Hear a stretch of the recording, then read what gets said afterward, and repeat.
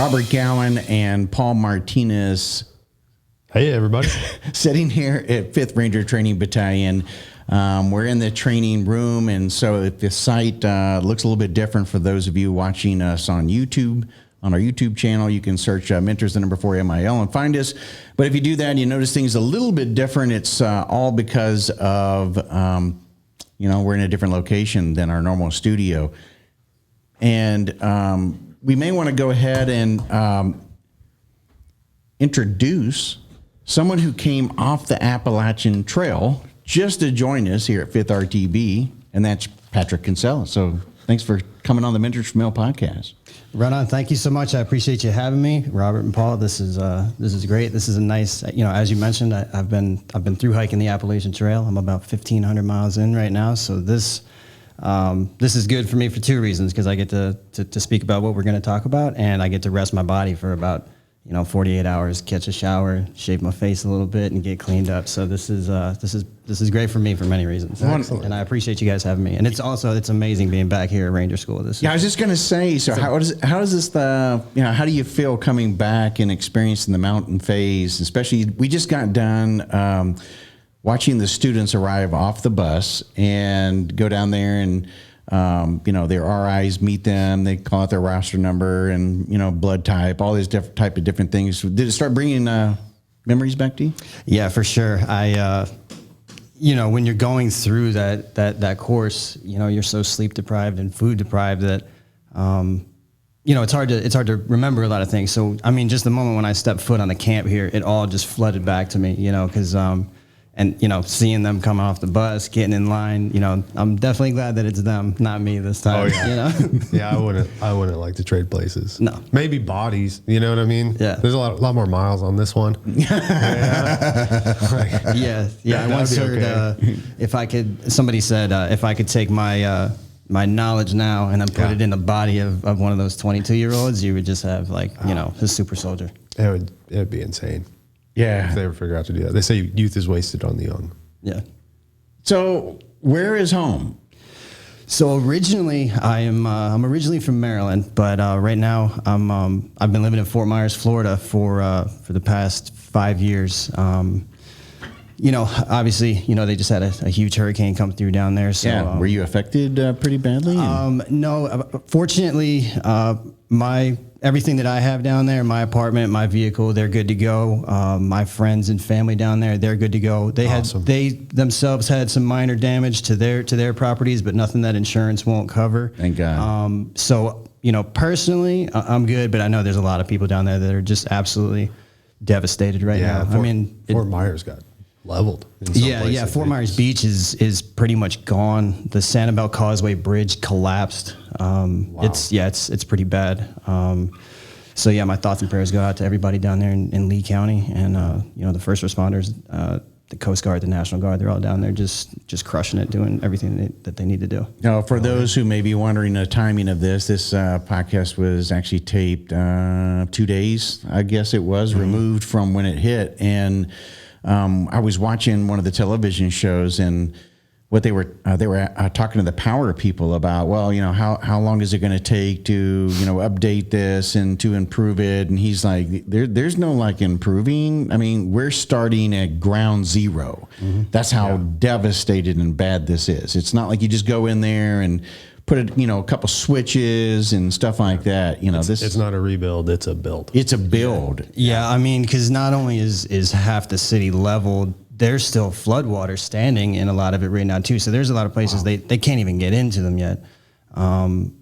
It looks like a Moab hit the Fort Myers Beach. It's terrible. I saw an Instagram post of 65,000, I think it was, trucks from all over the U.S. that have come in to help restore the power. That's pretty amazing. They were on standby, I think, 48 hours ahead of time. They were already there. They were ready to go. And, they've been working around the clock nonstop ever since. Wow. I know they're doing CSAR. There's CSAR groups are down there. I know they've been doing flights in and out of Sanibel and Captiva because there's people stranded out there. They couldn't even get boats in originally, from what I understand and from what I saw on social media. They couldn't even get the boats in originally to get people out because the waves were so bad that it just wasn't safe enough. So they had to, completely wait for everything to die down to then even be able to help people, which I don't know the casualty numbers yet. They keep updating them every day, but it's not good. Yeah. How well are you able to get service while you're out there on the Appalachian Trail? That depends where you are. So right now I'm in Southern Virginia. I started in Maine, and up in Maine and New Hampshire, it's very limited. But basically, since pretty much once you get to like New York, I've had service pretty much every day. I mean, there'll be parts of it where you don't, but you just put your phone on airplane mode to save your battery. And, I have a little battery bank that gets me, as long as I can get like 2 or 3 days to get me to the next town, then I'll I'll hitchhike into town, hit a gas station and, buy some beef jerky, trail mix, and then plug my phone in and charge my battery bank up and stuff like that. So you're pretty much just going like 3 to 4 days at a time. Yeah. Okay. You're well tanned, man, for November or October. I mean, it's just like. Yeah. There's not a lot of cover up there on some of those mountains. Yeah. So in Virginia, I know the Appalachian Trail sort of parallels Skyline Drive for quite a bit. Yes. How far south are you in Virginia? I'm pretty much in Roanoke. Okay. Yeah. Awesome. So Gosh, the Skyline Drive, all through Shenandoah, the Blue Ridge. So you have what's called like purists. Those are people that like they're going to start at the first white blaze in Maine or Georgia if they're going north, and they're going to do the trail the entire way. Like they're going to hit every white blaze. I stepped off a little bit in Shenandoah, and I actually walked Skyline because you actually get some better views on Skyline Drive than you do on the trail itself. So if you're a purist, then, technically I didn't do that part, but you're still doing the same amount of miles. You're just doing it, on a blacktop as opposed to. Okay. On But the trail. are you, Patrick? Because Yeah. somebody might challenge that and go, that's not actually true. And they're 32 feet short. Yeah, they would probably be right, but Yeah, the trail complex up there, it's like it's kind of windy, and there's some little side trails and stuff, and it's all kind of, I don't know. Yeah. Yeah, it's marked on the map, but Yeah, and actually, so I'm planning on finishing on November 8th, and it's going to be right down the street from here. I'm actually I'm excited. It's funny that I'm here right now because I'm going to be here in like 3 weeks, and I'm going to be walking through. I'm hoping that I might see some Ranger students when I'm on the trail. Right on the tail end, right at class 1122 finishing up. And you better believe I'm going to have some Snickers bars on standby, and if I don't see any RIs, I'm going to be chucking them in the woods, trying to help the boys out. Maybe you can catch you a ride down to 4th RTB, and then you'd have less to travel, right? You'd already be down there in the Panhandle of Florida, and actually, it's about the same number of hours from here, I guess, down to Fort Myers. Once I get to Springer Mountain, which is the southern terminus, I'm going to just arrange a ride to the airport. I'll go to Atlanta, and then I'll fly to Fort Myers from there. Yeah, gotcha. Nice. Yeah. Okay, well, at least you're flying. You're not driving. You'd probably have to jump in if he flew with. Yeah. Which might be cool. You can fly with Ranger School, go jump into I would Florida. have to do a refresher course, get JMPI'd a couple times, and practice my PLFs. Nah, you'd be all right, man. You're going to feed ass head anyway. So Fort Myers, of course, down in Florida, there's tons of military, whether it's the Navy, Army, Air Force, the whole bit. So what made you want to come into the military? Was it because of what was around or family or what? I was a military brat growing up. My father did 21 years in the Navy, and he retired just outside of Annapolis, Maryland. I always had the military on my mind. I was always around it growing up, and it just was one of those things that I just wasn't really like a college student. I was never really a good student anyway. I always did what I needed to do to get grades, but I never enjoyed it. And then, so coming out of high school and all that, I was kind of just drifting around for a little bit, and I had a friend that was in the Ranger Battalion. He was in the 1st Ranger Battalion, and he put me on to what it was all about. And then, that's where it went from there. I kind of always knew I was going to join the military. It just was a matter of just taking that leap. Yeah. So when you went in, you went like buddy or something, a buddy plane? No, he was already there. I went in on my own. And actually we missed each other by like a month. He ETS'd like a month before I arrived at battalion. Okay. I still keep in contact with him all the time. He's a good dude. He actually lives not too far away from where I went through MEPS. He lives up in Maryland. So, I'll probably see him around town when I go visit some family. Nice. Option 40, or what'd you do? Yeah. I did the I did the infantry, the 11 Bravo with the option 40. So I went to Fort Benning. So this would have been like, I think I left January 10th, 2009. And then, I did, at the time, you had to do one station unit training. So you do your basic training, your AIT. I think they flipped it now. We used to have to do airborne school, then we would go to RIP, and I believe that they flipped it now. Yeah. So you do RIP, then RASP, then you go to airborne. And then I arrived at Battalion, late July of 2009. Yeah. So during RIP, because you went through RIP instead of RASP, you got selected for 1st Battalion. Or is there another story here? Yeah, I got lucky. So I wanted to go to 1st. That's where I wanted to end up. And the guys that have gone through, they know the story that I'm about to tell, because it's probably the same for pretty much every class. But basically, like, after you're getting, you're graduating, you're getting your tambourine, they pretty much bring everybody into a classroom, and they're like, all right, we need 12 guys are going to 1st Battalion, 15 guys are going to 2nd, and 26 or whatever the number is going to go to 3rd. If you want to go to 1st Battalion, I need 12 right now, so it's like a mad dash, like people shoving each other out of the way, like trying to get up there, and like they just get the first 12. Well, I was sitting in the back of the class, so I was nowhere near close enough. But I had made friends with, and I'll give the guy a shout out. His name is Sergeant Hoyt. He was an import from the 101st Airborne Division. He was our class, he was our I can't remember if they call it your first sergeant or your platoon sergeant, but he was our class leader. And we had worked together all through RIP. He had taken a liking to me, and he was in that line. And thank God he did this, because he saw me, and like we locked eyes with each other, and he just like shoved this other dude out of the way and grabbed me by the shirt and pulled me in, and I got in. Nice. Yeah, so I got to go to Savannah. So whoever that dude was, I'm sorry. Oh my God! Where did he end up? Do you know? The dude that got shoved? Oh, I don't remember. Either 2nd or 3rd. Oh, man, that's awesome. His story of how he got to his battalion selection is totally different. Opposite. Yeah. He's like, there I was. It was right in my hands. Yeah. That's awesome, man. Joe, when you got up to Savannah, was it everything you thought it was? Or? I did not. I mean, it was to an extent. So it's actually it's very similar to Annapolis. It's got that old like port style feel to it. Actually, I think it's been around. Remember correctly, even before the signing of the Declaration of Independence, which a lot of people don't know, that far south. Yeah, some of those cities like Savannah, Charleston, St. Augustine, they've been around since, forever. So it definitely had that like Annapolis feel that I was used to, like growing up.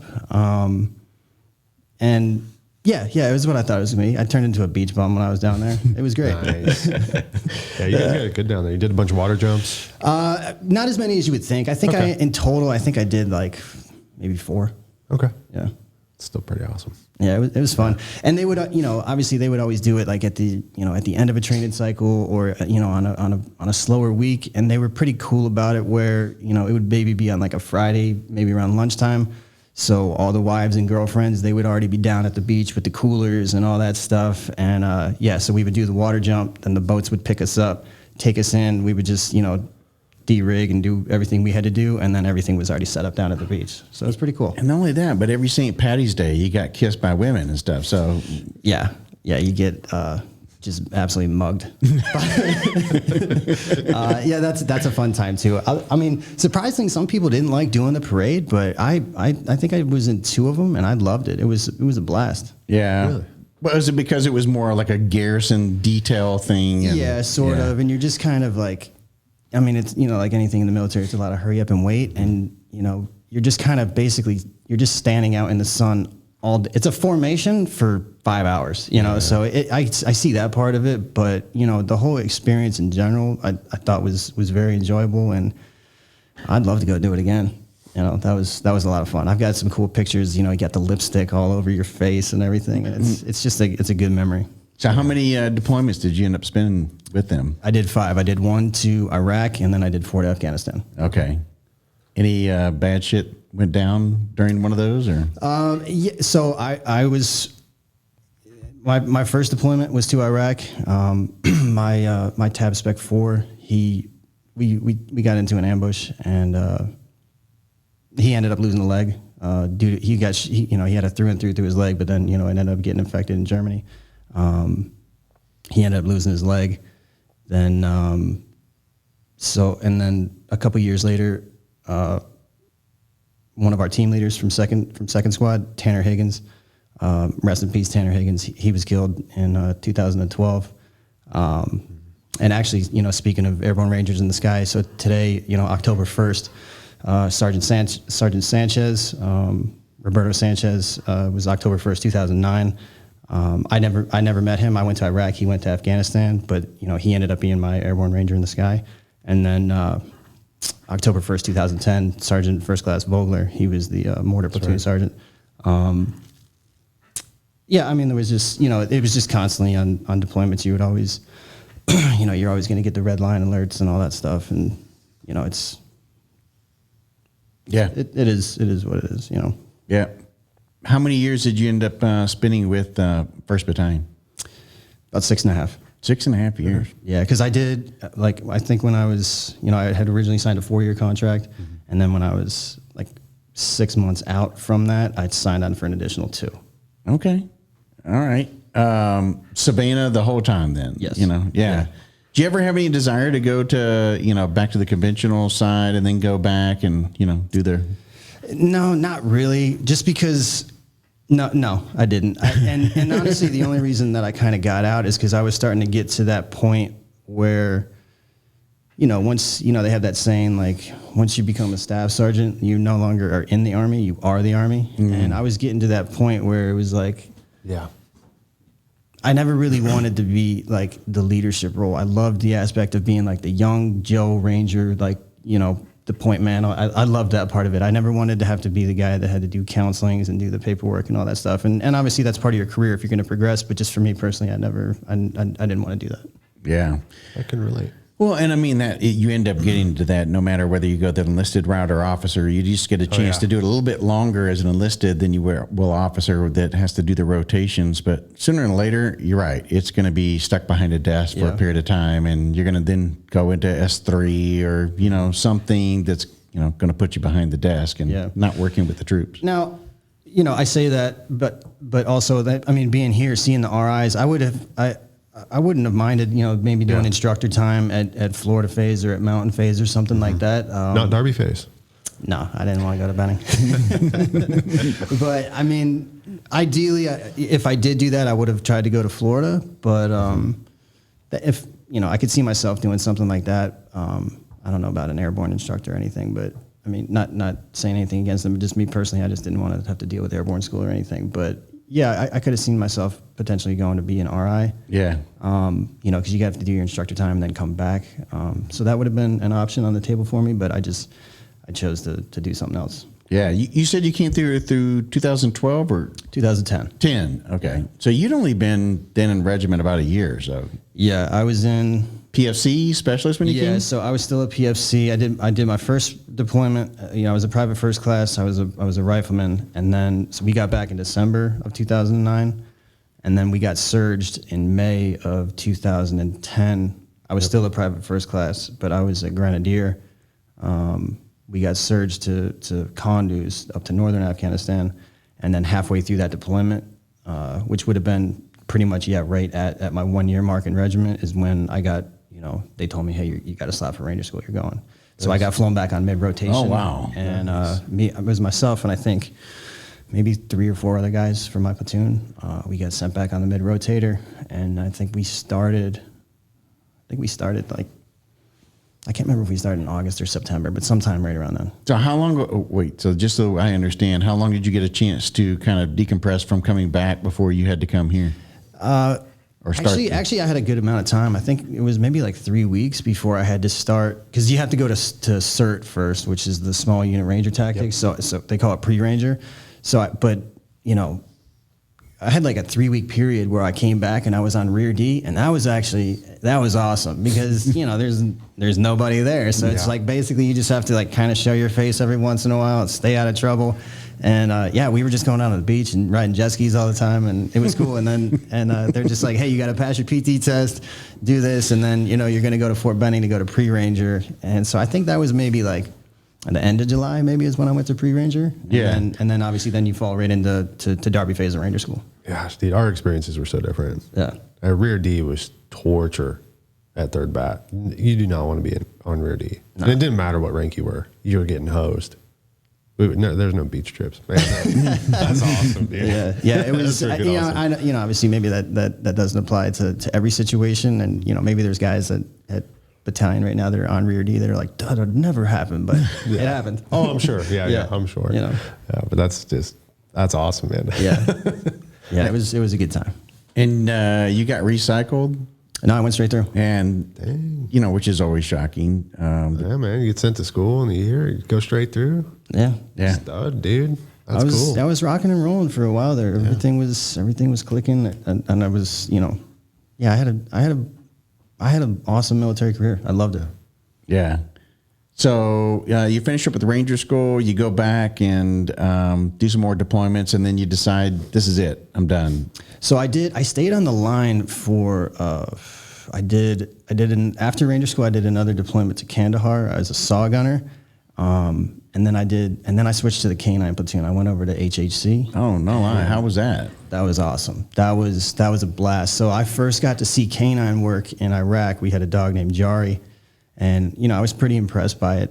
And then, kind of after you get out of Ranger School, you have to do that rotation as a saw gunner or as like a corporal team leader maybe. But that's when you kind of, now your options in battalion are a lot broader. So you start looking at what you want to do. Do I want to stay on the line? Or, I could go to K9, I could go to snipers, I could do recce. You can start seeing what you want to do.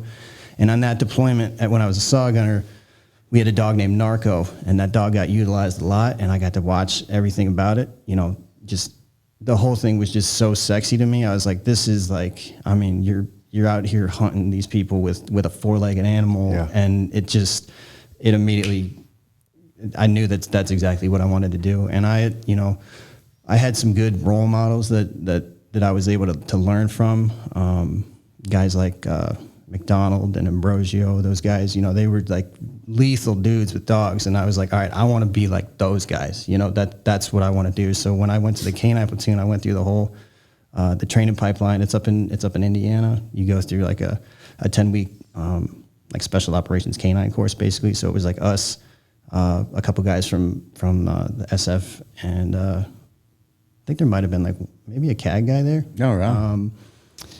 It's called Von Lick Kennels. It's up in Indiana. So I did that course, then came back, and then I pretty much just dove headfirst into, trying to follow those guys' leads. Like, all right, everything this dude does, I'm gonna mirror it. And so shout out to those guys for passing on a wealth of knowledge, and it was great. I had a great time as a K9 handler. So I did two rotations as a K9 handler. One of them my first one was to. Where'd I go? Bastion. I was at FOB Bastion on my first one. And then my second one, I might have this backwards. Sorry. My first one I did FOB Bastion down in Helmand Province. Mm-hmm. And then halfway through that deployment, I got flipped up to FOB Salerno. And I finished out at Salerno. And then my next deployment was also at FOB Bastion. Okay. Yep. Right. I've been to FOB Bastion. I can't remember what it looks like. But I remember that place kind of being a shithole. Yeah, it was not as good as Salerno, right? I thought Salerno was great. Salerno at least our camp on Salerno, Camp de Mage, was like, you had we had everything. It was like, the gym there was awesome. You're just right next to the airfield. Where at Bastion, it's a huge Marine and Brit base. And you'd have to take these buses down to the airfield, and it's so far away from everything. But at Salerno, you're right next to the airfield. So that was great. I thought Kandahar was cool too. Our camp on Kandahar was right across from the airfield. I had a great time in Kandahar. But Bastion, I didn't like that place too much. Yeah, now I remember the bus drives and I remember the Brits. Yeah, good old Bastion. And they were cool. We did some K9 training with the Brits. Yeah, we would go over there and they have a little bit more relaxed rules over there. They'd be like, hey, you guys want some beers? You want whatever? And we're like, no. Yeah. We would do some canine training with those guys. And so that was cool. I mean, I had a good time there, but I just didn't really like the location very much. Yeah, that makes sense. What was your canine's name? Eros. Eros? Yep. Cool. Yep. Very, very cool. He ended up going up, I think he did the 2 rotations with me, and then he ended up getting cancer in his in his rectum. So they had to do a surgery on him. He went up to the 75th headquarters, and he was up there for like 2 years, and then while he was like going through his medical stuff, and then he got like retired out, and I believe he got sent to the Memphis Police Department. And from what I know, he racked up a ton of bites. Wow. No way. So I was going to ask you all of this. That's great that you kept up with, because I was going to say, did you get a chance to keep up with him? Yeah, not as much as I would have liked, because life is going on. Yeah. He ended up, he died in 2018, I think. Okay. But he was like 10 years old, something like that. So I mean, he had a good dog life and got a bunch of bites and got to do a bunch of cool stuff. So he's in dog heaven somewhere. He got to be a real dog. Yeah, he's a great dog. Yeah. He's a great dog. He's a super handsome dog too. That was the one thing that really stood out to me about him, was he was just so photogenic. He was a Belgian. Yeah, he was a Malinois. Okay. Yeah. Okay. I know. So sometimes we were using the Dutch Shepherds. Yeah, I ended up actually, like my last 6 months that I was in, kind of as I was ETSing out, that dog that I had originally made me want to join Narco, he was a Dutch Shepherd. Cool. And he was now towards the end of his career. His teeth were all messed up, and he had like 6, 7, 8 deployments at this point. Holy smokes. So they were kind of like, so I had that dog for like my last 6 months, maybe, just as like he was out processing and I was out processing. Nice. But I never deployed with him. Did he end up with the titanium canines? I believe so. Yeah. I know he when he was with me. Yeah, he got a root canal, and they had to like take out some of his teeth. And I think now that you mention it, I think he might have got some chompers on him. Yeah. I remember when I first saw that, and you probably had a similar experience, especially in the canine platoon. But you're like a private or whatever, and this dog like kind of looks funny, and they're like, "Oh no, he's got titanium teeth." And you're like, it's just older Ranger screwing with younger Ranger, and they'll open his mouth, and sure enough, titanium fangs. Yeah, terrifying. Yeah, they'll do some damage. Yeah, we had one. It was I can't remember. It must not have been a Mal. It must have been a Dutchie, because it was all black. And I was Sergeant Valenzano's dog. Can't remember Val's first name. I think it's Tony. And that thing was so freaking scary. It's like all black German Shepherd with metal canines. But not shiny steel. It's titanium. It has that like kind of gunmetal look. Yeah, terrifying. Yeah. Dude. I mean, you can imagine just a black dog coming out of the night. You're trying to run away in your man jammies and your sandals. Yeah, you don't want to. You just see the eyes and the teeth catching the moonlight, and just whoa. Yeah, that's a horror movie, and man. they're just. I mean, those dogs, when they get on bite, they're so vicious. That was I did not think I was going to be a canine handler. It wasn't even in my mind when I joined the military. I was gung ho, like I want to be like this infantry guy, doing whatever. And I'm so glad I did it. I actually when I got out, like after I got out, somebody had asked me like, "What's your like most proud moment from your time in the military?" And I had to stop and think about it, and it was being a canine handler on target. Mm-hmm. Like I because it's going to be you and that alpha team leader. Yep. From whatever that first squad is. It's like, and then you got these like 40 Rangers behind you. So I was like, that made me really proud. Like, all right, I had the experience. I got to lead Rangers into battle, and that's something that I'm very, very proud of. That was like, I had the greatest time in K9. So if any young Rangers or whatever, if you're thinking like, should I go recce? Should I do this? Whatever, go to K9. Yeah. It was fantastic. I'm actually not, I guess I shouldn't be surprised, but there are a lot of people who end up contacting us and want to hear more about K9, just because it's somewhat of it's not talked about that often, because there's just not very many people that get a chance to experience it. So when we do have people on here that are K9, they'll be the K9 lovers, that like to hear more about it and all that kind of stuff. So yeah. Yeah, there's limited slots. You've got 3 platoons per company, 1 K9 per platoon. So you're looking at 12 K9 handlers in the whole, in each battalion. So yeah, there's not many out there, but it's just such a good job, especially if you want to get you know, if you want to be that point man, like the canine handler, you're always involved in everything. You know, when you're leading up to target, if you're going to take fire, the canine handler's right. You know, you're right in the front. Or if somebody's, why is that you would put your canine out front?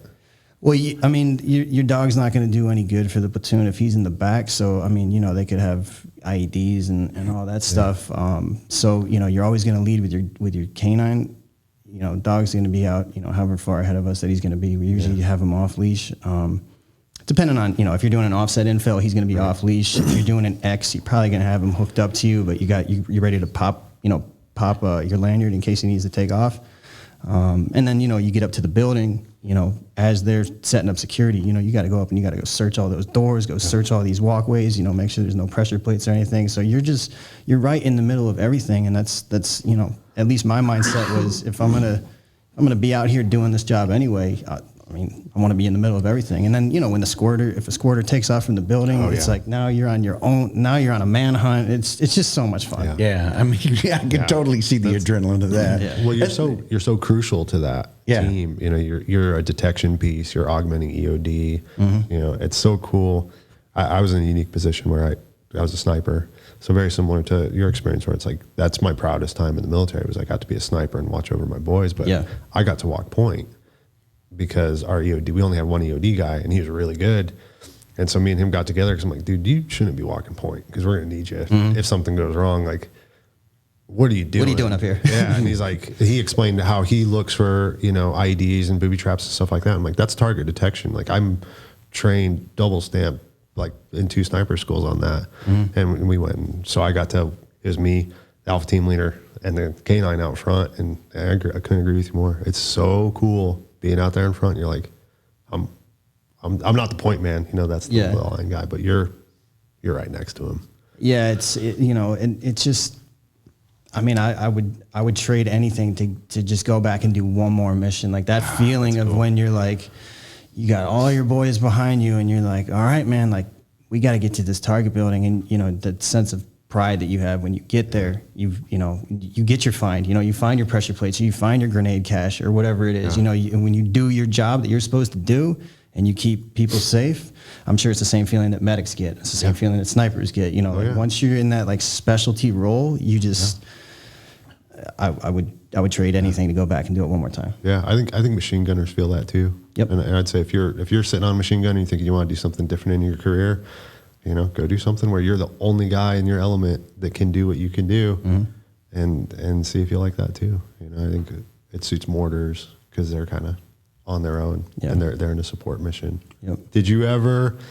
Because I may have experienced this. Have you ever tried to beat the sniper to the squirter? You ever been in that situation where it's like you got the dog and Sierra's somewhere and they're like, all right, we got a squirter, and then the two of us are trying to like, everybody's I gotta get him first. Yeah, because I gotta beat the dog. Yeah, because you know what's gonna go down. So you're kind of like, you always want to be.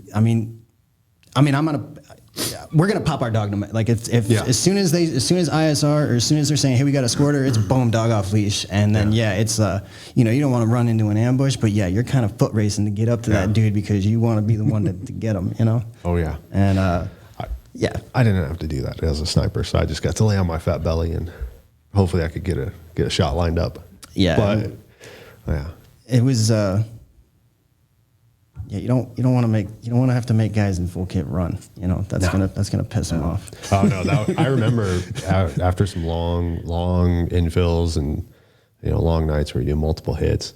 Like we got skirters and Kano will be right there, and you're like, oh, thank God. Yep, he'll run them down. Oh yeah, he'll get them. That's so fun. And it's so cool. You know, not to harp on canines so much, but I still have this vision, this memory in my head of like what really made me want to do it. And, you know, the dog, you know, they don't have the night vision, so they're operating solely on their nose. That is their night vision.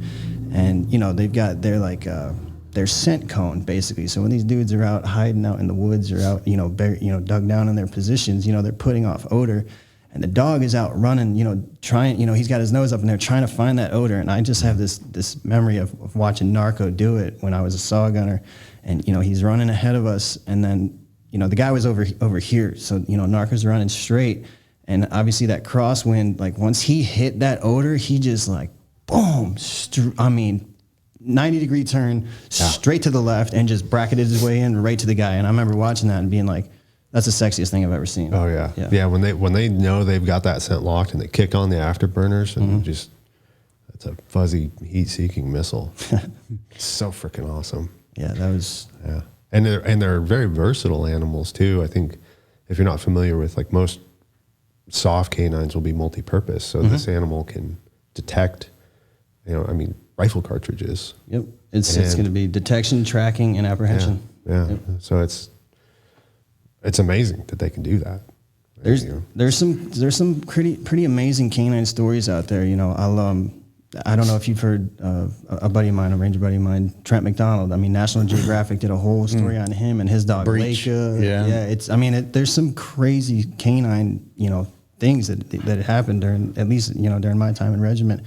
And those dogs have saved so many lives. It's unbelievable. Oh, yeah. It's unbelievable. Yeah. I always had mixed feelings when a canine would die, out on an objective, and everybody would get so upset and so mad.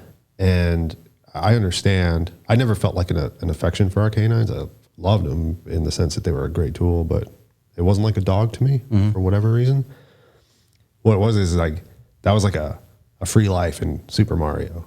Yeah. Like, if that canine died, it died doing something that was going to kill a ranger. So, like, when that happened, I wasn't thankful that we had lost our canine, but I was always like, awesome. That is the peak of that dog's performance, is doing the thing that's so dangerous that, like, you don't want a human there because it's going to kill him. So it was always like, that's the ultimate sacrifice. Yeah, and it sounds heartless to say it, but the people that know what's going on, they don't. But it's kind of like, that's what they're there for, you know. And I hate to say it that way, but that is what they're there for. They're there to preserve life, and if that canine gets taken out, it did its job to the utmost. And they get so much respect. They get treated like the highest military honors that any other soldier would get. And a lot of times, I don't think that. The majority of the times those dogs aren't suffering. It's over right away. So they get to go out guns blazing, doing what they do. They're in dog heaven. Oh yeah, definitely. Did you ever encounter a dog that just wouldn't do it, or didn't get it, or like had bad brains or something? I've heard of them. I saw some like back at the kennel, but they would be like, hey, this dog had trouble on target, so we're in the process of like moving it out or whatever. Okay. But I never personally ran into a dog on target that wasn't doing its job. I was thinking like maybe in training or something. Oh like that. You're not going to send them overseas unless they're pretty solid. Yeah, there's so many things you have to do. They have to go through like desensitization from. That's the word. You have to desensitize them from the helicopter. So you got to take them up, do lifters with them where they're, you got to rope with them 100 times. How is that first rope or that first lift with a Belgian Malinois that's like trained on the bite? And yeah, you're pretty much throwing him out. He's attached to your hip and then you're hooked up to a descender. Yeah. And you know what you're going to do. You're safe, but you're 60 feet off the ground or whatever it is. That dog is like pushed up on, he's like, I am not going out that door. And you literally have to just throw him out. And he'll swing out, he swings out with you. Yeah. They don't like it, but yeah. Do they ever get used to it where they kind of like accept it? And I think some of them do accept it. I've heard, I know, I won't say the guy's name, but I know a guy that just got, the dog just, the first time he did it, the dog just diarrheaed all over him, and the dog was, he thought he was getting thrown out of a helicopter, and they do get used to it. He doesn't know what a carabiner is. Yeah. So that's freaking awesome, man. Yeah. Yeah. So, what made you get out then? I was just kind of at the point in my career, the war was starting to die down a little bit. And I don't want to say that to discredit anything that was happening after because I know they were still getting after it. There was still, they were still hitting like hard. Like even when I was contracting, we'll get into it, but I was basically hired by regiment as a contractor. So when I was there, I was with all guys from regiment and they were still hitting like all the training camps and doing all that stuff. So they were, I would say they were hitting harder targets. We were hitting more targets, so that when that op tempo started dying down, like my last rotation, I think we only did like 25, 30 missions where like my first couple rotations, you're going out, you might go out twice in one night, you might hit this house and then you're going to hit 4 more right after that, So when it was kind of dying down like that, I was like, all right, I don't want to get into the pencil pushing. The war is starting to die down. And that's when, the opportunity with Raytheon came along, and at the time I was looking at, I had bought a house in Savannah, and my wife at the time, we were looking at trying to buy a house in Florida. So I was like, all right, well, I can go, maybe do this for like a year, and they're gonna send some money my way, and so that'd be a huge down payment on this house. So that was kind of why I originally got into it. Was I didn't want to stay in the military, and they had a huge check. So I mean, it's the same reason why a lot of guys go contracting. That's a good reason. Yeah. I feel like after the specialty platoons, it's kind of hard to go back into the line mentality or go back into a staff mentality because you're so autonomous. Yep. And you're well respected if you're good at your job and you're doing what you need to do, and you get schools. I'm sure you got some cool guy schools. Yeah, you get to. I mean, I went to Memphis, Mississippi, Alabama, San Diego, Indiana. All for canine training. Those are all just private canine schools. Yeah, that's freaking awesome, man. Yep. And so when did you do anything else with the canine training afterwards? No. So actually, my contract that I was on. This scared me so much. So like, I got out of the Army on June 1st, and I was on the plane to go to Kabul to go do my contract like 10 days later. And I found out when I was in mid-flight, I was in Ireland. We had a layover in Ireland, and one of my buddies from regiment was like, "Hey, I heard your contract went away," and I was like, "What?" Whoa. And he was right. Yeah, the contract, like there's so much negotiations that go on with these contracts, and they wait till the very last minute to approve them. And I had just ETS'd out of the Army and signed this contract, and then I find out that it's going away. So when I first landed in Kabul, they were like, "Hey, you guys might be going back in like 60 days." So I started putting out canine resumes to Aegis and Triple Canopy and all those companies, and they were responding. They needed dog handlers, and I would have taken it. I for sure, I just would have jumped over, maybe gone to work at the embassy or something like that. But the contract ended up getting re-signed, and we were good, so I was able to stay. Nice. But to answer your question, no, I never ended up. After I got out of the military, I never worked with dogs again. So what'd you end up doing? So I ended up getting hired so Raytheon had a contract with JSOC, specifically with the Ranger Regiment, to train Afghan special operations. So it was the Kitehas and the Female Tactical Platoon. So there was a program called the Warrior Training Alliance, WTA, and the WTA was a group of contractors that was responsible for this training. So pretty much the way it worked is like all these contractors, it was a lot of ex-Rangers, obviously all former military people. We lived there full time. So we was at Camp Scorpion in Kabul. And so we lived there full time. There was like, that's your baby is this training program basically. And then the Ranger Regiment, the battalions, they're coming in on their rotations. What year did you get out? I left regiment in 13, the beginning of 13. So were they doing Scorpion rotations? I think they were doing them. They were, right? Yeah. They'd been doing them for a few years, and actually, it was my turn to go be the Scorpion sniper instructor.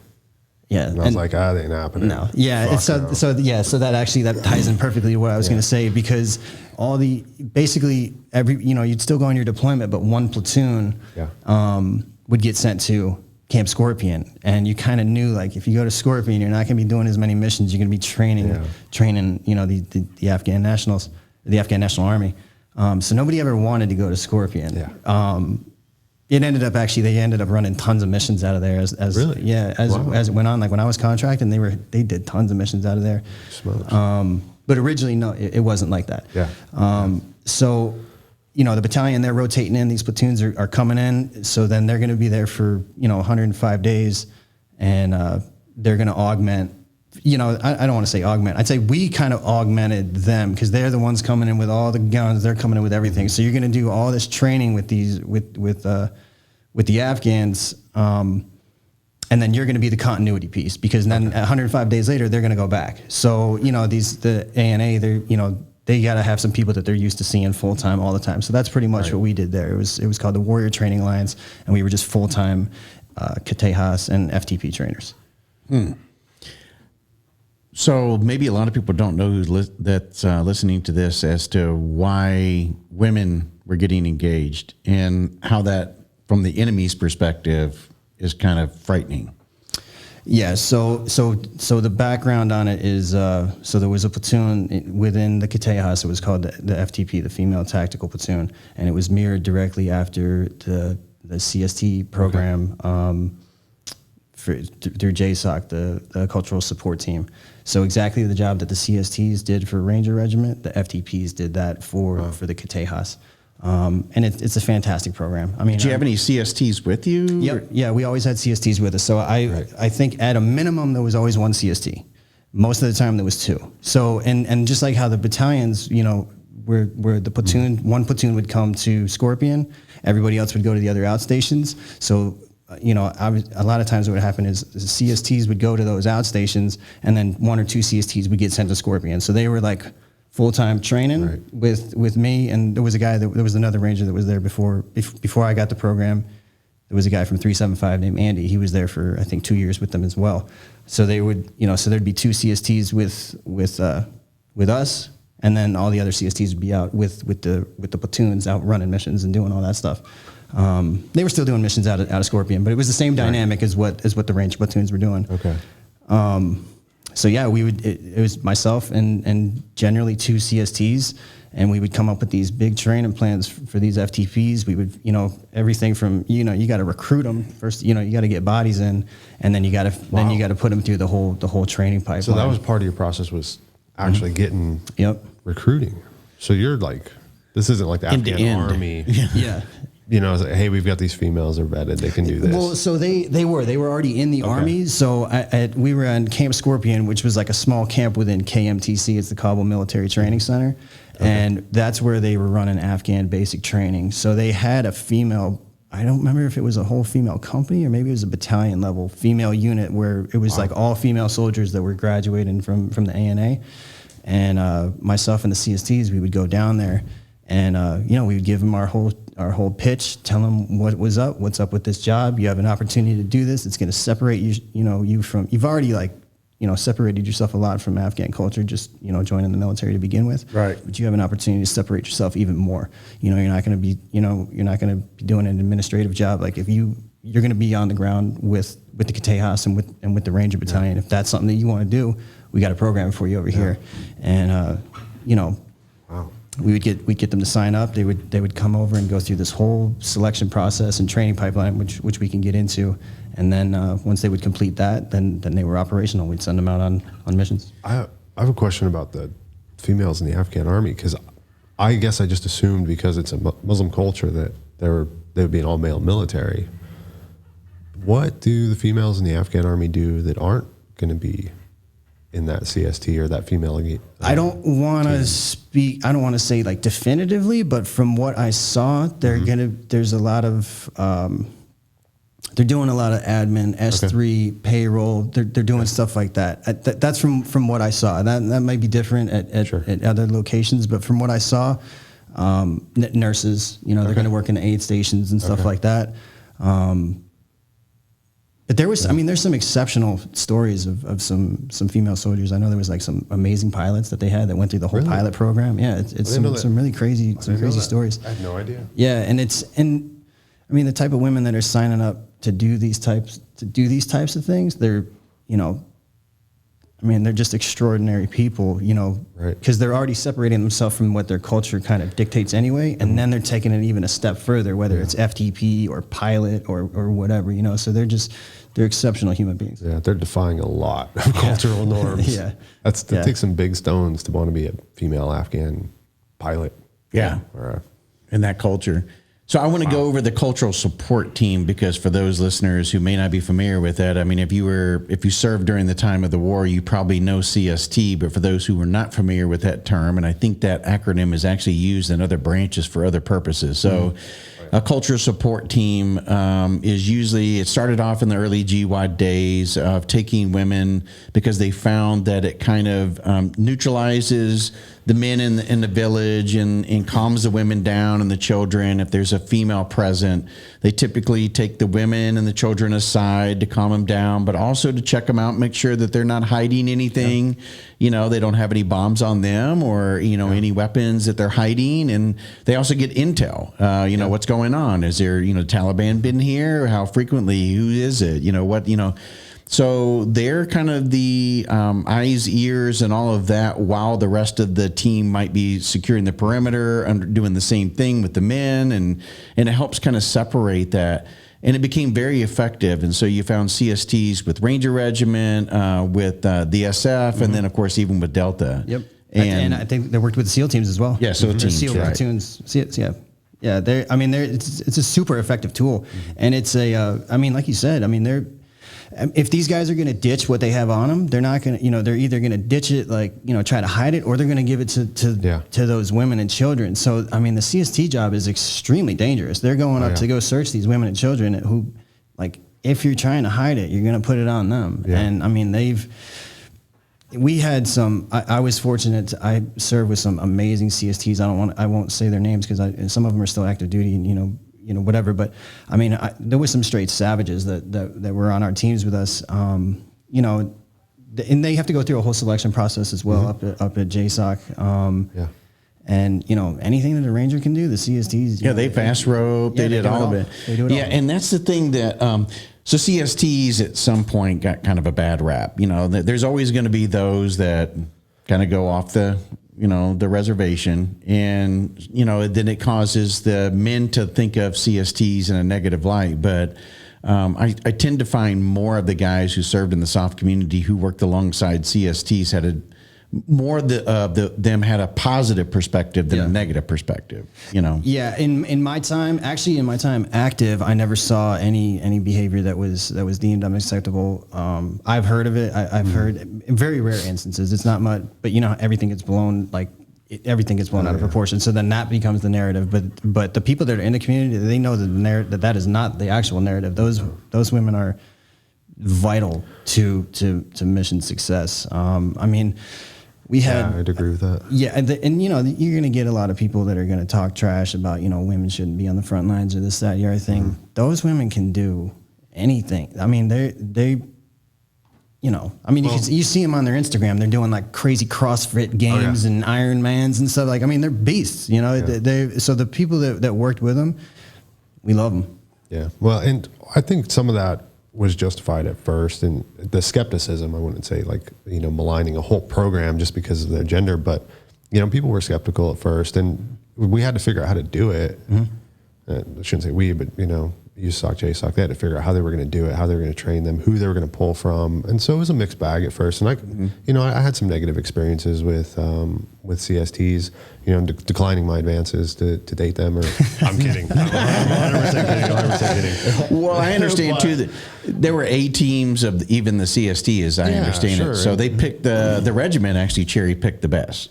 If we could, but you know, the thing is, when that program's new, you know, you're gonna have some rough patches. But at the end of the day, if we're gonna go to the effort to go and surround a compound in some terrible place that's a Taliban stronghold, and we're only able to speak to the men and interrogate them and search them, well, there's 15 other people in that compound, and you know, this guy might be the kind of guy that has a couple wives. Well, let's pick the jealous wife and let's, you know, get her with a female and a female interpreter, and all of a sudden they're spilling tea. And this guy, you know, he thinks everything's good to go, and we're like, oh, we know where your stash is, or we know where your whatever we're looking for follow on target or any of it. And then all of a sudden we've got, I mean, if you're looking at the results, I wish we'd have done it sooner.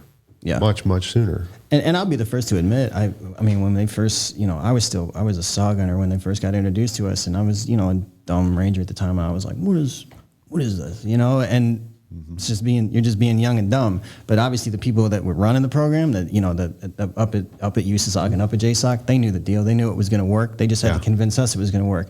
And then not even necessarily that they had to convince us. Once the CSTs got on the ground and we saw what they did, we were like, this is amazing. You know, this is incredible. So tell us a little bit about that program and what you guys, along with these CSTs, started developing as a training program for the Afghani women.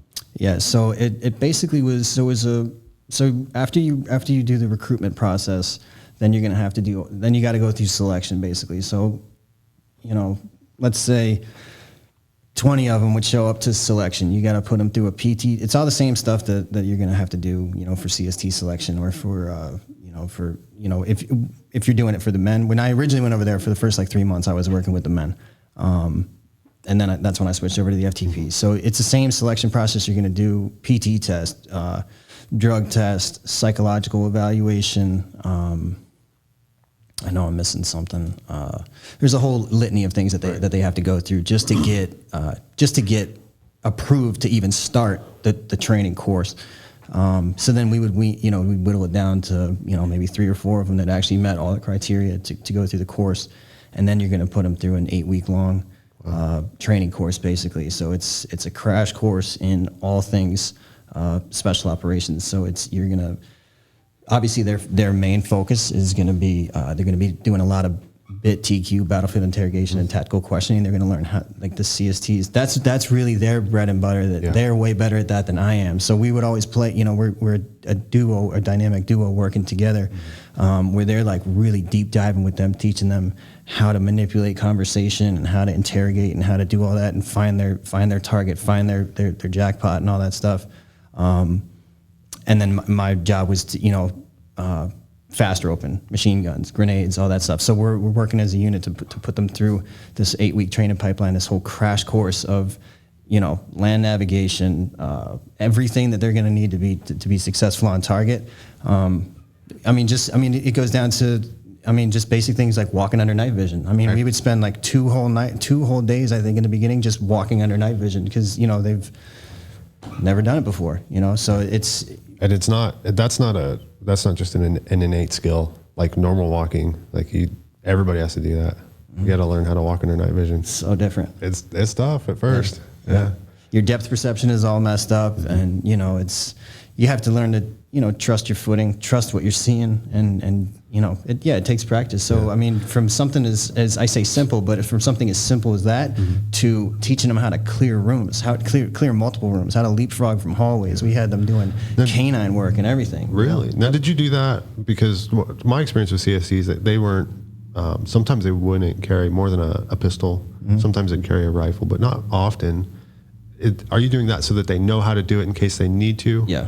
Okay. I was going to say, because they're not really in a kinetic role necessarily that when I was in.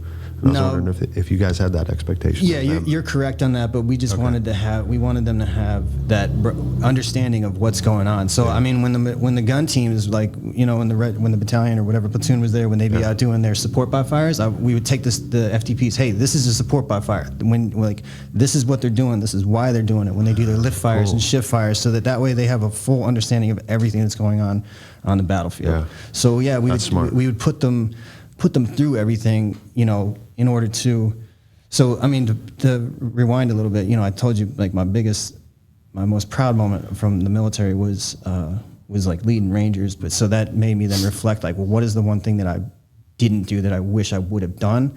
And I was upon some self-reflection, I was never really I never really trained and mentored the younger guys. I was kind of I wanted all the information for myself.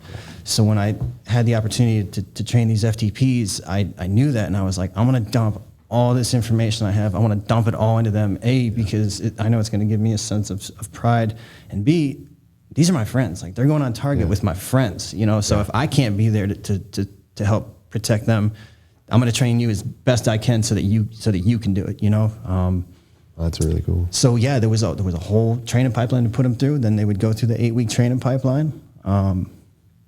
Did they get a chance to get on the machine guns? Yeah, we would have them on everything. I've got awesome. All these videos of them just rocking with 240s and stuff like that. It was we had them doing everything. They were throwing flashbangs. They were throwing grenades. We had them. The EOD guys would link up with us. We would have them out there building charges, so they at least they have a comprehensive understanding of every single aspect of what's going on.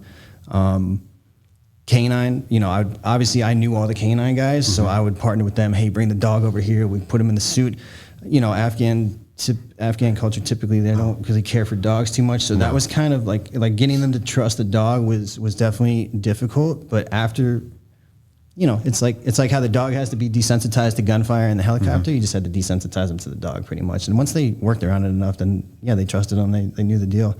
But they had a comprehensive understanding of every aspect of what was going on the battlefield. Now, did they end up going out with U.S. forces? Really? Okay. Yeah. I did my 2012 and 2013 deployment. There was FTPs with us. Wow. So they'd be partnered with the CSTs who were with us. So it basically, you'd have like CSTs and FTPs questioning these people on target with an interpreter. So the FTP is similar to like the interpreter, but she's also trained like CST. Yeah, it's like they're plural. Yeah.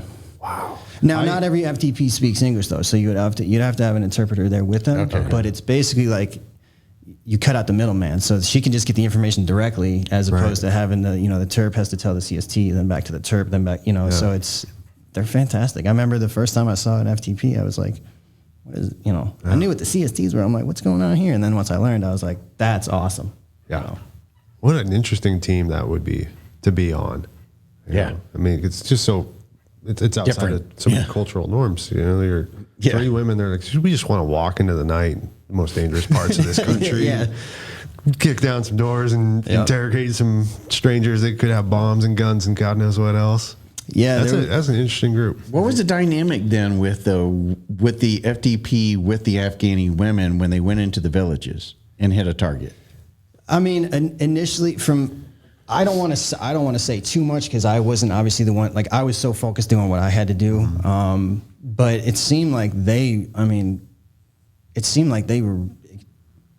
were very good at establishing trust right away and then extracting the information. You could definitely tell immediately like when somebody was clammed up and they're like, I'm not telling you anything. Like you could see that from a mile away. But then that was, I would say, more of the exception, where the rule was more like, you would look over like, hey, what's CST and FTP doing? And they would just be going, da, da, da, da, da, da. I mean, and you're just like, hell yeah, because they're getting all the juice that you need to get us to get this dude out of here or to go hit this next house down the street where his homeboy is hiding or whatever, so that's, they were phenomenal. Do you think that the CSTs and the female Afghan teams, that they kind of helped soften the Afghan perspective on the coalition forces and stuff like that? If I had to, thinking about it, I'd say because they were not a fan of night raids. They tried to, I think Karzai and for years they were trying to shut down night raids. Shut them down, we turn them on. Yeah, they would just go back and forth, but that was definitely an aspect where it was like, we could at least have that on our side. We go, hey, we're not disrespecting your women. We have women that are working with them. Like, we're not even talking to them. We're not even touching them. Like, we're just dealing with these dudes. So it was, it definitely helped overall. Yeah, it softened the public view of it, and then it softened the individuals on target to get them to give up more information.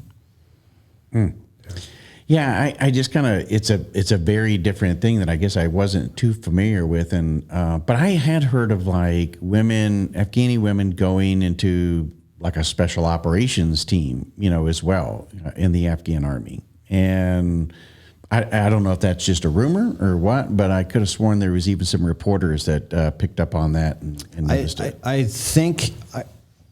believe that there was a small group that was maybe attached to the commandos. I don't know for sure about that, but so the commandos, there was a WTA program over at Camp Moorhead so you just saw the Rangers were training Tejas, the SF dudes were training the commandos, and so it wouldn't surprise me if they had some women over there working with them as well. It would surprise me if someone hadn't tried it yet.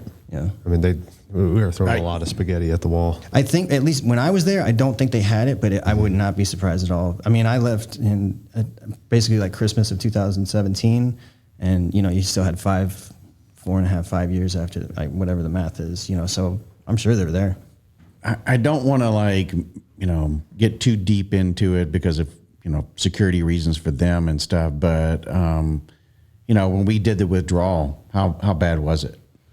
So it looks, everything that you saw on TV that's how it is in real life on text message or whatever. And that aspect of it wasn't so much, I didn't have so much involvement in that. I had a very small role in that with some individuals that I was trying to help out, but there was a huge coordinated effort within the CST and JSOC community. of getting these women out of the country, and it was, from all accounts, just an absolute nightmare.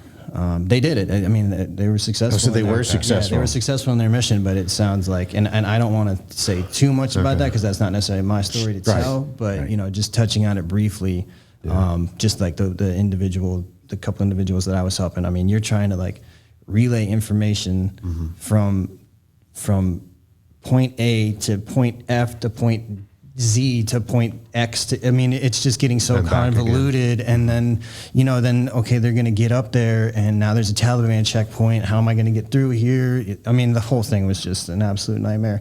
But I remember, like, I would get text messages from my friends in the CST community. They'd be like, hey, so-and-so made it through the gate. So-and-so made it through the gate. And, you know, they'd send a picture of them in the gate. And I'm like, hell yeah, you know, and like, and these texts kept coming in. And, yeah, I mean, they worked around the clock they're still doing it. They're still working to help them out. Which is part of the reason why I didn't want to say too much. But yeah, I mean, I think it's great that so many of them were able to get out of there. And I mean, it's just like these RIs. We talked to a lot of the guys that are here. You remember your Ranger instructor, or maybe 2 or 3 of them that, you know, like a drill sergeant, you're going to probably remember their name. And then, you know, later on, they remember you. Yeah. You know, but in some cases, you know, you stood out for whatever reason. I mean, we were talking to one of the RIs yesterday, and he had gone through like 2 years before, and one of the RIs that actually was over him when he was a student, now he was his peer, and he remembered him, type of thing. And he's like, dang, did I stand out that much, you know? So I was just kind of curious too, where you certainly had those individuals, so there probably was some that stood out that, you know, you wanted to make sure they got safe, that they were taken care of, and, you know, it was important for you, because, you know, you become kind of the father figure in a way, you know, being the instructor. Yeah, I ended up having like a really cool relationship with them. It took a while to build that trust. Yeah. And then, I mean, we had a blast. You know, obviously, like, I would train them. I would do it in a professional way. Like, hey, this is our marks that we got to make. That we, you know, you have to hit this mark. But outside of that, I'm not in the military. I'm a civilian. So, like, we can hang out. We can, you know. So we'd bring them over to our chow hall. We would all eat together. Or I would go over there. They would cook. They would bring a bunch of food from outside. We would cook. Yeah, I mean, there was an age gap enough where, not necessarily like you're saying, a father role, but it was kind of like a big brother role where I'm just like training them, and then you get to watch them go on target. I remember there was a time where they were on target, and myself and the CST, we were sitting in the jock watching the ISR feeds. You know, you're listening to the audio and everything that's going on, and you just hear, like, you know. So I can't remember the exact details. I think they had done pre-assaulting fires on this camp or this compound, and, you know, so they're clearing through and doing what they got to do, and you just hear, you know, you hear somebody on the radio come through and say, hey, you know, FTP just engaged, you know, whatever, and my ears perk up. I'm like, what did he just say? And he's like, FTP just, you know, and me and the CST look at each other. We're like, hell yeah, you know. It's like, we taught him that, you know. So it was, you know, when you see, you know, when they're using their weapon, or when they hit their jackpot, you have such a sense of pride, like, it's working. Yeah, you know, the program is working. So yeah, I was able to establish a cool relationship with them, and then I think when I left, there was roughly somewhere around 30 of them in the platoon, and I don't know how many came in after that. But yeah, there was like a, you know, like a very core group of ones that I had a closer relationship with than the others, because, say, you know, they maybe like, obviously, like, if these ones speak English, I'm going to have a closer relationship with them than the ones that I have to use interpreters for all the time. So there was like a very core group where, like, I would get the text that they were through, and I'm like, thank God, you know, thank God. And yeah, the community rallied around them and got them in. And actually, something that I did want to touch on, so there's a piece of legislature that's been introduced to Congress. It's called the Afghan Adjustment Act. And I think this is so cool. And this is a testament to all the work that's been done for the past year, like, trying to help these women out. So part of the Afghan Adjustment Act, I think it's Section 7, Paragraph 4, specifically names. It's basically, it's to get people a special immigrant visa. And Section 7, Paragraph 4 specifically lists, like, of people that are eligible, the Female Tactical Platoon. So that's like, I mean, that's so huge in them getting into, you got to get your SIV, then you can get your green card, then you can, do your 3 to 5 year wait period to become naturalized as a citizen. But it's such a crucial part, because right now a lot of them are on asylum. They're here, but they're on asylum. Okay. So when that piece of legislation, it hasn't passed yet, but it's going to pass. Why wouldn't it? It's like that's a good question. Like, why would you? Hopefully, you're not asking in a few months. I'd be shocked, but it's that was fantastic news to find out that platoon was specifically named as people that are going to be qualified to receive this SIV. Well, heck yeah, man, because awesome. it could be a very dangerous situation. And of course, that gives you a lot of relief knowing that they can get out of there, and they're going to, well, they're not just out of there because some of them are already here, but like you said, they can get moved through the pipeline rather quickly and everything else. Yeah, because they don't typically have to worry about getting sent back. Right, that's the other part. Right? So because right now they're in their most of them have submitted their asylum paperwork. So to prevent them from getting sent back. Who hasn't submitted their paperwork? We're telling First Sergeant. Yeah, exactly. We need a manifest. And again, just for those who may not understand what that means, it means basically you come into a country and you go, I'm seeking asylum because I fear for my life or whatever. And then that country chooses to whether to protect you or not. And so in this case, they're saying, okay, we can protect you for a period while we vet you and all of that kind of stuff. Because typically you're supposed to have your SIV or your immigrant visa or your special immigrant visa. That's step one before you even get to the country. But because of the way that the evacuation none of them had that. They were just like, hey, we're getting them out of the country now, and then we'll do all the paperwork on the back end. Yeah. So that's essentially what's going on with that. Are they in like compounds or anything together, or are they still able to free? And, they're living. They're living life. Yeah. That's awesome. Yeah. Yep. That's awesome. But they have assistance programs that are helping them out, with job placement and stuff like that. Sure. But yeah, there's, I don't want to touch on it too much, say like locations or anything like that. But yeah, I think there's a couple that are still like in like compounds or camps, basically waiting to then get released, to go do their own thing. Wow, so this has been a long process. Yeah, and then just Afghans in general. There's tons that are still in refugee camps in Abu Dhabi and in Dubai, and they're all over. They're everywhere. They're still like processing all those the background checks and all the paperwork to bring all these people that worked with American forces. The backlog is huge. Yeah. That's why, like, to get that in the legislation, that particular platoon, it just shoots them right to the front of the line, which is, some people might get upset about that, but personally, I'm happy about it. I'm sure they are too. Oh, yeah. When we initially scheduled the podcast and several months ago and stuff, you were going to bring in some CSTs that were going to join you. It's too bad that we didn't have them along, because I think that there was a great service that they provided to our country, and these are individuals who had another MOS. Just to be clear, they came in the Army for whatever, transportation or supply or whatever it may be, and then all of a sudden they volunteered for CST. Yeah. I think they would get like the MILPER message, like, hey, there's this program, we need X amount of women to come try out for it. This is what your job is going to be, and then they go through selection. And, they're like, that sounds awesome. I want to do that. So my hat's off to all of them. Any of the CSTs I worked with, they know. Like, I love those girls. They're the best. One of our original co-hosts on the show was Kat Kalin, and was a CST. Okay. And served with I don't know what battalion was it? Was it first? Third Bat. Third Bat. Okay. Yeah. And over there, and then of course you served some time with the SEALs with CAG as well, and during her rotation. She might have done some other battalions. I don't know, but I know that's how I met her. Yeah, it was after her rotation. I know she did some stuff with Delta as well. All there. Yeah. And they would typically, like, if they were working with battalion, they probably worked with at least two battalions, because we would do 3-month rotations, and I think they were on 6 or maybe 9. Some of them, I think at some point in time it was 6. I think later it went to 9. But so they were at least working with two battalions that were coming in, and then if they did a 9, then they would probably work with a third one as well. Yeah, probably so. Probably so. Yeah, there's been a book written, Ashley's War. Fantastic. And it's actually a good read, and she's in that. She's one of the characters in that book because she served along with her, and was there. Of course, was a good friend of hers when all that went down. It was pretty bad.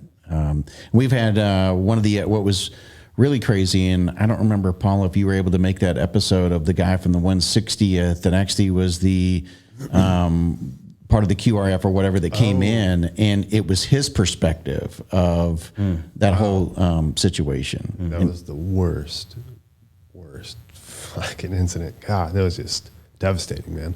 Yeah, that was chaos on the ground, and I mean, from another battalion's point of view, like when that happened, it was like, I mean, they just bring everybody together. They're like, all right, well, how do we, obviously it's war, like things are going to happen, right. But they're kind of like, all right, like this is a major event. Yeah. How do we move forward? How do we get better? How do we do, it was such a pivotal moment in like, I mean, just the whole Ranger, like the Ranger machine, it was like, whoa, holy. Well, I think maybe this was just my feeling, and I shouldn't attribute it to an organizational level, but my feeling was we'd been in Afghanistan since basically September 11th, and we were the first ones there, and we never didn't have an element there, a significant one, and you almost become complacent because we were kicking ass. Yeah. I mean, regiment was kicking the shit out of anybody that wanted to fight them in Afghanistan. And, we've been used to it and doing it that way. And we were good. We knew what to look for, and we knew how to overcome most of their attacks. And then I remember reading that incident report, and I'm like, you get to the first bad sentence, and you're like, okay, I see what happened. And you keep reading, you're like, oh my God. Yeah.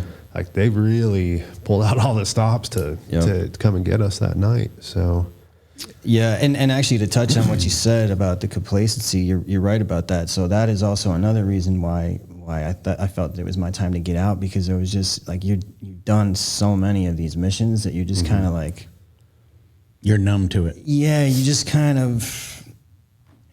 You're walking up to a target, like say maybe like on my first time ever, like, all right, like maybe I would spend 10 seconds to scan that roof, where now I'm like, I'm gonna spend 2, because you've just done it so many times, and like that's not fair to these guys, to these other people. You know what I mean? If you're not 100% in it anymore, then you shouldn't be in it at all. Well, you're a liability. Yeah. And that's, you never want to be a liability. Yeah. Because that's when you end up with some real shit on your conscience. Yeah, that's. I mean, you fail to do your job, fail to clear your sector, and then one of your guys dies. Like, I mean, I don't know if you felt this way, but did you feel like it wasn't really as important for you to live so long as you didn't cause your boys to get harmed or killed? It's kind of one of those things where it's like, take me, And I think once you lose that feeling, I don't think I lost it on deployment, but I remember like after I got home from that last deployment, I was just like, man, I don't feel like doing this anymore. Yeah.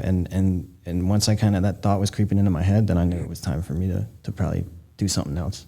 Yeah. So what'd you end up doing after you got off contract?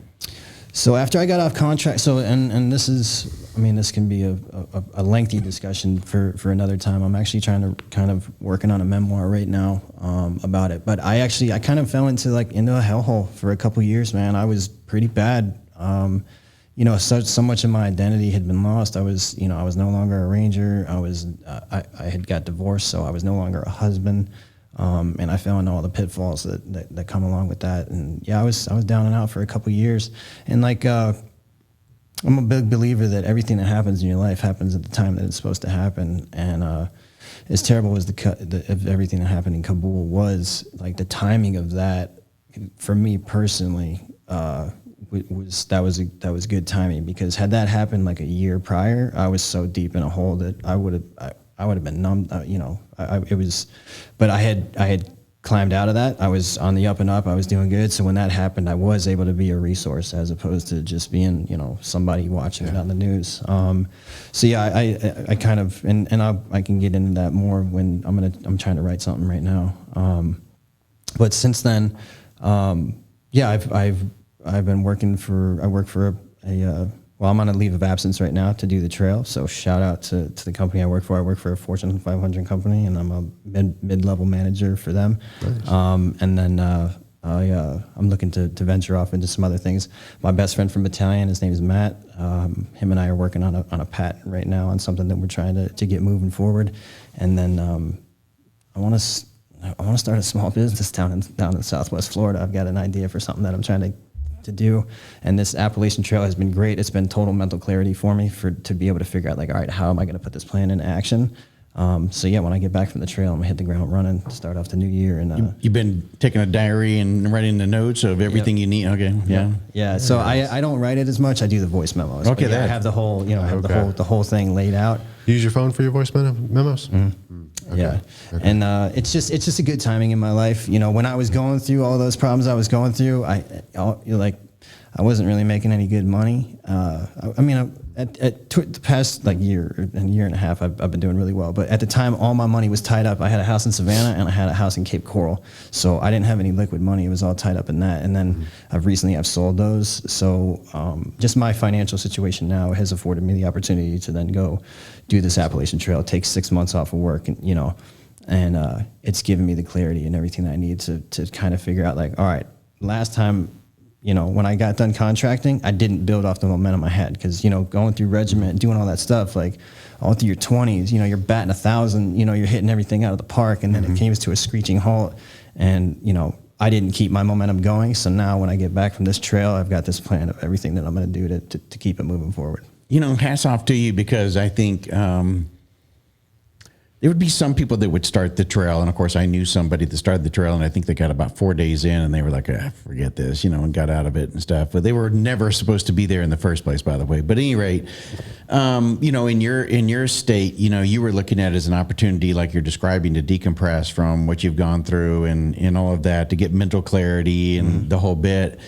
And, you start coming up with these great ideas while you're on the trail. You start looking at how you can maybe, start a business, how you can start, doing this or doing that, because the clarity starts coming.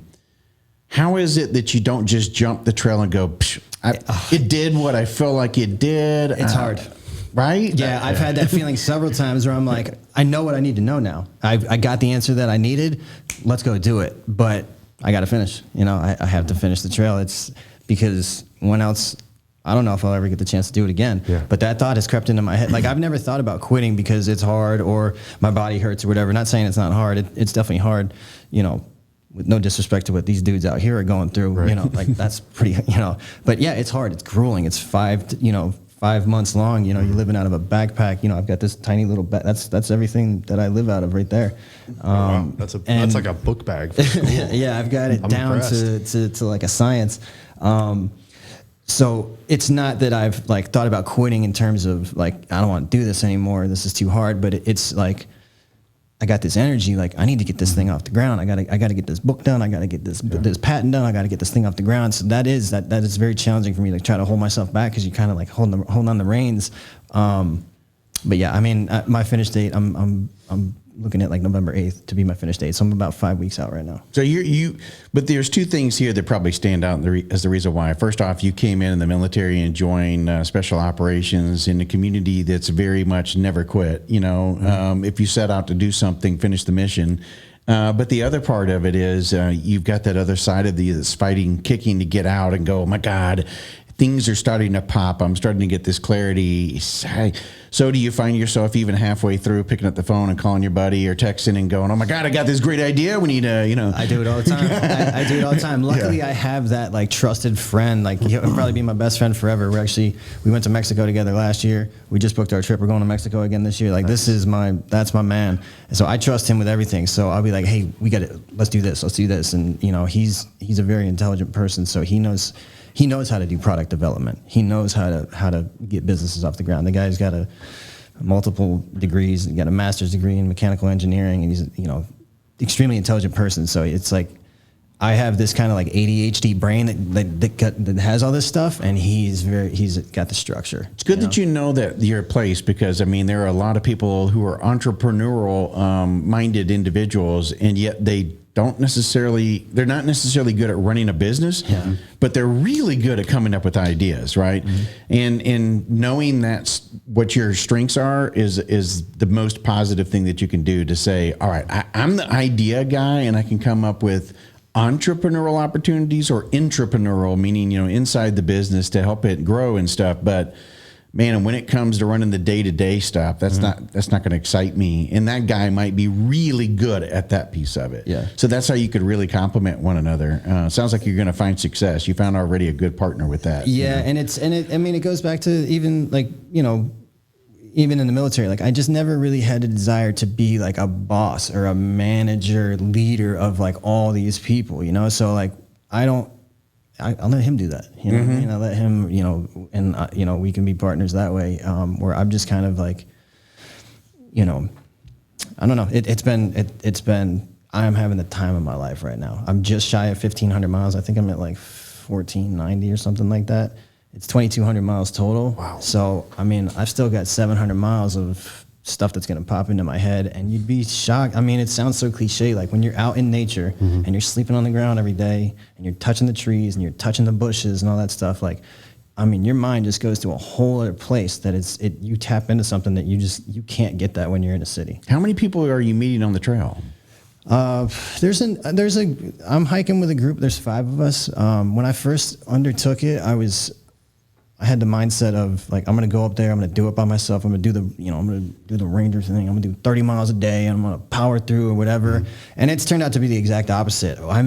There's 5 of us. We all met on day 1 and we've been together ever since. Really? And, So they were cool with you, like taking 2 days and taking a shower and washing your hair and everything. Yeah. So the way, so they pushed ahead. But actually, like this tropical storm, that's kind of like perfect timing so they're going to hit what's called a 0 day. So they're not going to do anything probably today. I think they're taking a full day off. So technically they're only going to be like 1 day ahead of me. So tomorrow when I get back to hiking, I'm just going to have to do like a big, like probably like a 36-mile day, and I'll catch up to where they're at. So you're just not going to pop in where they are. No. I got to do the miles. I love it. So we've been good about hooking each other up that way. Like one of the people I'm hiking with, they had to get off and go to Chicago for a baby shower. So we kind of like, we did 2 shorter days. I think we did like a 12-mile day and maybe like a 10-mile day. And then that person, when they got back on, they did like a 26 and like a 22. And we all linked up back at the same location. I knew a couple that actually did this, and the way they did it was over 3 years. They did a segment, and then they pop, and then they come back and pick up, and then, you know, and they did it, they completed it, but not in one time frame like you. Yeah, that's a very popular way of doing it. It's section hiking, and then technically, you know, for through hiking, you just have to do the whole trail, whether it's south or north, doesn't matter. Or some people flip flop. They'll start in the middle and they'll go south, then they'll flip up to the north and go, or vice versa. But as long as you do the whole thing in a calendar year, then you've been considered a through hiker. And I've been thinking about this since Camp Scorpion. I mean, I remember first learning about it in 2015. I was sitting in my little hooch at Camp Scorpion, and I saw this documentary about hiking the trail, and I was like, that looks like the coolest thing in the world. And I actually tried to do it in 2020. I'm glad that it didn't work out for me. COVID hit then. I had a start date. I was registered to go. I had my LOA from work was approved. And then right when I was supposed to step off, like April 1st is during all that craziness, everything was shut down. So there was no, like how I like hop into towns and get my resupply of food. That wasn't an option then. Yeah. So I ended up not doing it. And I was bummed out at the time, but I'm so glad that it didn't work out. Again, like all the timing, everything happens when it's supposed to happen, because now I'm in a financial position where like, I mean, I'm just rocking and rolling out there. Yeah. It's where if I had done it 2 years ago, I would have been on a kind of a strict budget. I wouldn't have had some of the luxuries. I wouldn't have been able to do this podcast. I wouldn't have been able to, you know, leave the trail, get a rental car. Like I wouldn't have been able to do that. You know what I mean? Right. Where now I'm really, really enjoying myself. It's like soaking it all in. If I see like, we call them side quests. So like if I see like hey, there's a pizza restaurant like 10 miles down, like let's go get pizza, you know? And so where before I'd probably just be eating out of my knapsack, you know? Yeah. So what about as far as like, you know, helping you through some of the challenges and everything that you experienced that you're going to be writing a memoir about and stuff? Do you find it cathartic? Do you get some campfire discussions? And, you know, has anybody there within your group a fellow veteran or? No, not within my group. I know there's some of them out there. I haven't like talked about it in a group around like any of the campfires or anything like that, but I've talked to certain individuals, like just kind of venting and just kind of, you know, whatever. But it's been, I mean, it's been the time of my life. If anybody that has like, you know, dealt with, the PTS and the depression and the suicide and the addiction and all that stuff. Like anybody that's gone through this or is going through this or is going to go through this, I wish I knew now, like through hiking I'm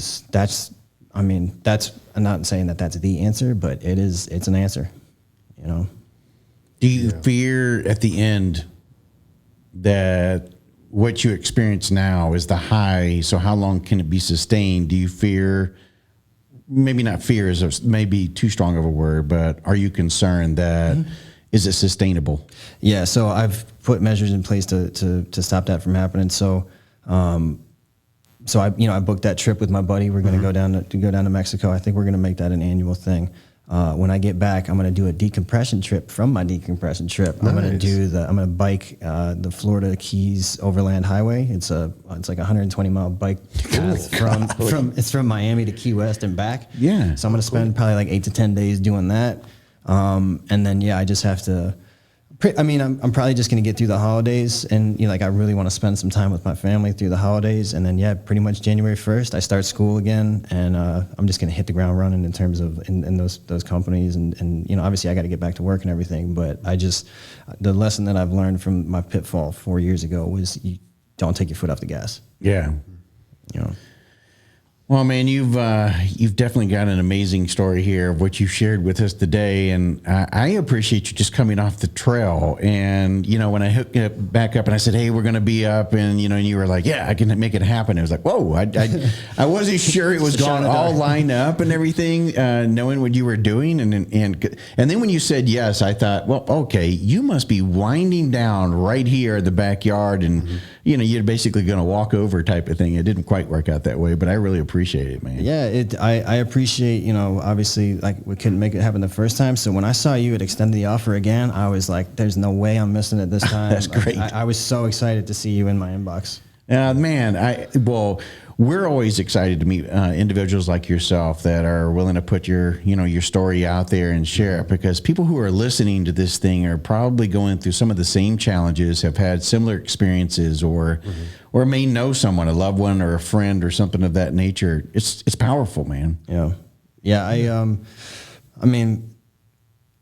don't, obviously it sucks to go through that stuff, but I feel like it's just made me so much stronger of a person to have gone through it. And that's not to say that it's over with. I still struggle, It's a day by day. Yeah, I don't think it ever ends, but it's just, now I know what to look for. Now I know what the warning signs are. Now I know, I know how to get through it. Yeah. Well, that's just one of those things, you have to do it to learn it. I've never been I wasn't a good student. I was always, you got to learn the hard way. That's how I've learned everything. Oh yeah. Well, now you've got some go-to mechanisms because life's like that. There's peaks and valleys, but I like that, your story. It's like, things get low, but you get back up again. Yeah. And your highs and your lows are. It's cool being back here with all the Rangers, with the Ranger candidates and all that. And I just, I remember standing out in formation, like sounding off with the Ranger Creed. And to this day, my favorite stanza of the Ranger Creed is the last stanza. Readily will I display the intestinal fortitude required to fight onto the Ranger objective and complete the mission, though I be the lone survivor. And obviously, when you're in the military, like, that has a very military sense to it. But now I just take it to, now it's on the outside. Like, you got to keep fighting to, you're just fighting in a different way. You know what I mean? And though, you're going to keep having to do what you got to do until you're the lone survivor. And that's what I'm doing. I love that. So people are probably going to be listening to this and go, all right, because I want to give a shout out, so people can follow you. And especially if they're listening to this and they go, I didn't even realize that was an opportunity. And now that I've heard about this, like you did while over there, how can they reach out to you to ask questions about getting on the trail and doing that? Sure. So tell them how, they can get in contact with you, maybe through Instagram or something. Yeah. So I'm on Instagram. My Instagram handle is, it's my name abbreviated. So it's PKINS and then 175 for first of the 75th. So PKINS 175. You can shoot me a message, and then there's a lot of information. If the trail is something that people are interested in doing, there's tons of documentaries on it. There's you can go on the Appalachian Trail Conservancy website. They'll show you how to register, how to do the whole thing, and I would recommend training for it. It's challenging. So maybe do some PT before you start, and just keep your head on your shoulders and keep moving forward, and you'll be good. Let us know when you finish that whole thing, man. Yeah. Right on. That'd be freaking awesome. Absolutely. Appreciate you coming on, Patrick, man. Thank you so much. I really appreciate you guys having me. I know you said earlier you had a Ranger coin, or you had a coin for me. I only have one of these, but I have an AT, Appalachian Trail, little pen. So I'll leave it there. You guys can maybe arm wrestle. You could arm wrestle or do whatever. Well, you put it closer to my side, so I already have a running edge here. Well, maybe that goes with the Mentors for Military collection that we're starting. That's true. Yeah, because we've gotten a few very thoughtful gifts. Yeah. And thank you for that. And maybe we need to make a little trophy thing in the studio. Or something Yeah, for us. absolutely, man. Thank you very much. May even have to find a permanent marker and have you sign the back of it or something maybe. so that we can do that and know exactly. Well, we'll know it was you, but I'm just saying it'll. Maybe 15 years from now, we'll wonder what the hell was that guy? What is that thing?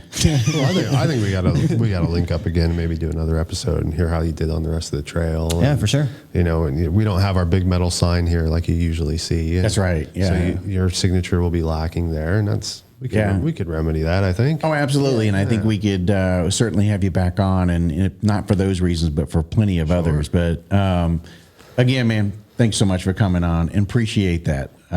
Really means a lot. I appreciate you guys having me, and thanks for having me where you have me. When you said it was going to be here, I was like, you got to be kidding. It's a treat, right? This is insane. Oh, yeah. Well, we're going to go back out now and have fun with them. Right. So we're going to go see what they're doing right now at this moment. And shoot, you'll be back here in a few.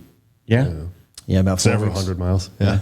Passing out candy bars. That's freaking awesome. Yeah, so, I know the RIs don't want to hear that, but if, for people that don't know, the Appalachian Trail cuts right through a lot of the mountain phase of Ranger School, training grounds. So I know what it feels like to be out there with your stomach touching your back and you're just starving with your face, all shrunken in.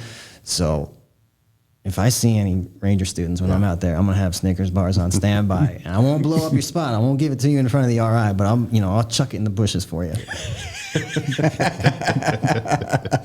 That's freaking awesome. Later, brother. Appreciate it. Yep, later. Hell yeah.